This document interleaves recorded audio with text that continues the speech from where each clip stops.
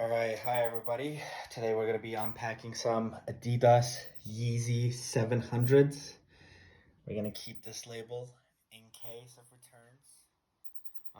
This is legit. This is a real box delivered from Adidas. As you can see, there's no markings except for that Adidas label right here. And you can see there's my billing right there. It says the origin ID is Adidas. It came from Wilkes-Barre, PA. Alright, now we're gonna undo this box. As you can see, there's a little tag here to make sure that it's legit. So we're unboxing this. Guys, I'm shaking. This is probably the single most lucky thing that has happened to me in over a year. And here we are, the box is open, and we have the infamous 700s inside of this box. I'm gonna take the box out. You can see these are Yeezy 700 mnvns, size 10. French call it 44. They're in resin color.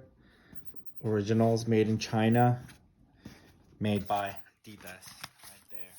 Yeezy Boost 700. And then let's open it.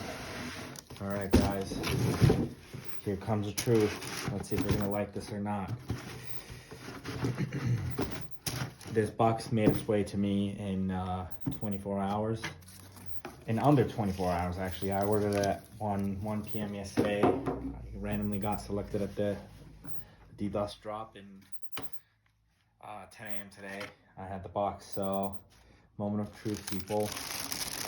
Alright, we have the Yeezy 700. We have the Yeezy 700 mvn resin color.